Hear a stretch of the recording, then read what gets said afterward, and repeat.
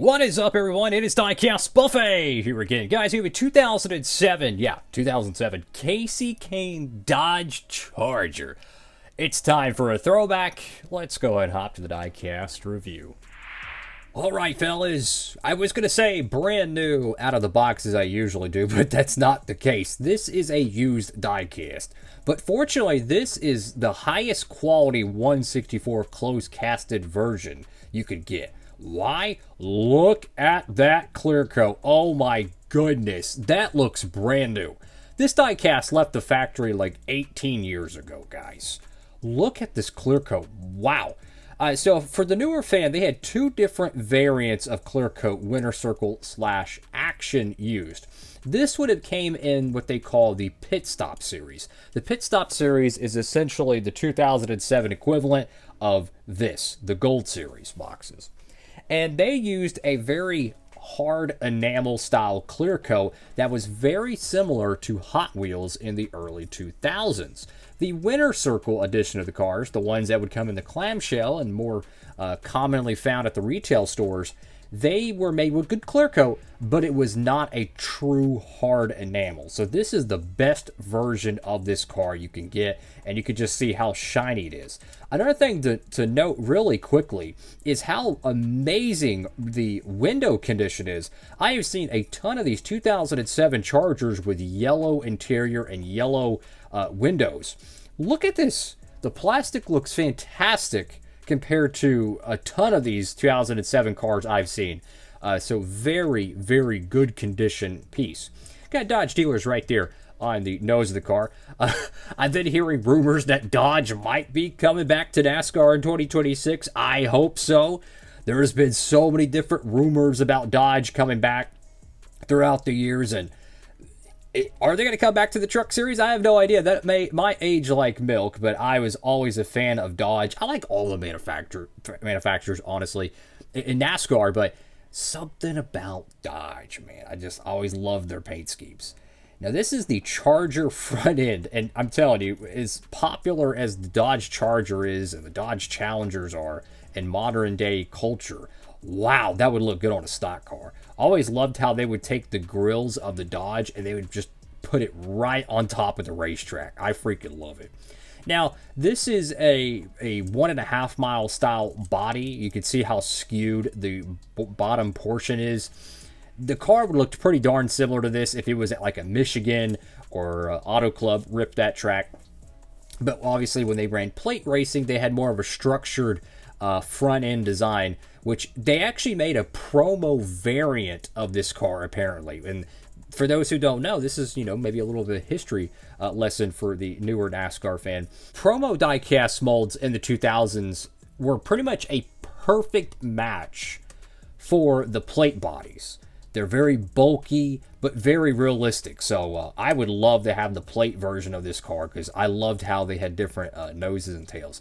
Enough of me rambling. I apologize, guys. So got number 9 right there. Got a ton of contingencies in that enamel clear coat. This is like automotive grade clear coat. These hard enamels, this is what they use on production cars. This car was clearly played with.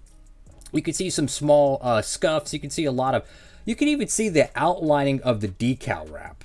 You see that little line right there? That's the clear decal wrap that they actually wrapped the car with in the factory in China. You can even see the outlining there on the name rail.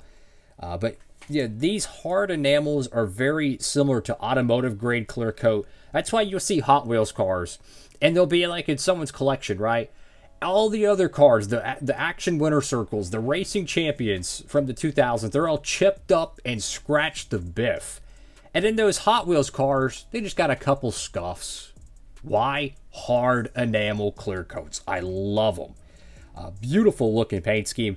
I do prefer just the traditional red Dodges, but this was a nice change up, with the white and red two-tone. That black number 9. Oh, one of my favorite fonts out of all of motorsports. My favorite one is the Ganassi 42. I don't know why, but I've always loved that. But the Everham 9. Oh, man. That is childhood to me. Next Tail Cap series. Got a little bit of some, red paint smear. I don't know. You can even see the little, the indentation around the American flag there. It almost looks like a sticker. Like it doesn't look like a normal decal. That is actually really interesting. I don't know if that's something they added it on later on. I'm not sure. We got a little bit of some paint splotches or something there. Race car, Mechanicswear, DirecTV, Bank of America. You remember the Bank of America 500 at Charlotte. Charlotte. You got USG, Holly, EA Sports, Commit, Gillette, Stance, EA Sports, 3M Mac Tools, Goodyear, Mopar. Let me tell you, them Kasey Kahne Mopar paint schemes can feed families. Oh my goodness, with them things cool. Freightliner, Dodge, Stanley, got the little, what is that, tape measure, I think, underneath the Stanley logo. And they got UAW. Go to the back end of the diecast. This car, again, in fantastic condition, it being a loose diecast that came out of the factory like 18 years ago. I'm telling you, I've seen a ton of these Dodges, and their windows are pooped, right? They're yellowed. It's something to do with the plastic batch they used in '07. It just did not hold up. And then in 2008, they said, you know what? We're going to run it back. And how many yellowed windows and interiors Dodge COTs from '08 do you see? Pretty much every Kyle Petty '08 COT I've ever seen has massively yellowed interior. It's sad. Simeon's Dodge Dealers, number 9. Got that Dodge back into the car. I love these Gen 4s, man. And then take a look at the red wheels, man. Like, the Evernham cars, they were kind of the weekly team that always had colored wheels. There was other examples, but they almost were the only team that had colored wheels most of the time. Once MWR kind of came in, they started having their own, wheel designs of the chrome and stuff. But Evernham, man, they had so many red wheel paint schemes. I love it, man. Beautiful stuff. Got the top of the diecast, got the number 9. Now, this is something very unique about this diecast mold, is this little bump on the roof. That is actually casted into it. It is a television camera. Most NASCAR 164s do not have this little bump on the roof, but for whatever reason, they kept it on here. It's realistic, yes, but for it to be a part of the actual casting, it is very unusual. Because if you go to wrap it, like a decal over it, it's going to be very difficult. Also, what the heck is this? Oh, it almost looks like it's added on top of it. You see like how there's kind of a outlining to it? I don't know if that... Was this something they changed? Like they made it one way and they said we don't like it, so they added maybe a different decal to it and it didn't turn out as good? I'm not really sure the backstory to it, but that really reminds me of... What's his face? Was it Johnny Sauter's 2004 124 scale diecast? It was a retro paint scheme for Richard Childress Racing. And Jeff Burton was let go at Roush. They signed him. They are, I think, midway through the production of that diecast, and they put Jeff Burton's name literally like decaled over the Johnny Sauter name. And you could tell it looked just like that American flag logo. It looked like a white sticker over it. So I am curious why that looks like that. I don't think I've ever seen a 164 have that. Then you got McDonald's right there on the deck lid. I miss Kasey Kahne in the series, man. He was so much fun to cheer for. I mostly, got to watch his Hendrick era. He was really fun at Red Bull Racing. I miss Kasey Kahne. I miss Carl Edwards. I miss those 2000s drivers, man. They were so much fun. But, gosh, look at that clear coat. I'm telling you, man, that is insane. Another Larry McNugget to the clear coat. They kept using this up till 2009. After the 09 season, they made the Gold Series, quote unquote, the same clear coat as the Winter Circle one, which it's still a very good clear coat, but it's not a hard enamel like they used for Hot Wheels. Like pretty much every Hot Wheels 164 made from like 2001 to, I think they made like one promo in 2006.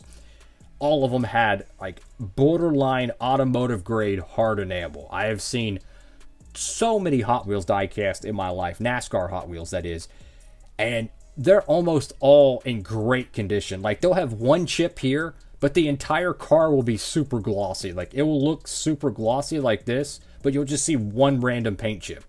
Usually when you have a car that is pretty worn out, it'll look a lot something like this, where like the wheels are scuffed up.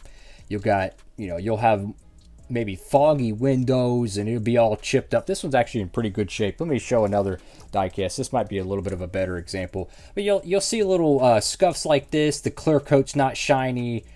This one's You got some chips right here in the back. This is what you truly see with a lot of used diecast.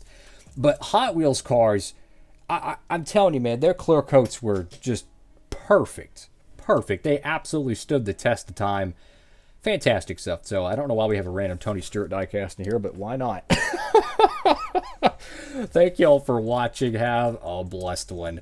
I wanted to do a diecast reveal on this. I don't know how many people will watch the video, but hey, man, I love a good nostalgic Nextel Dodge Charger. That's all for now. Diecast Buffet. Signing off.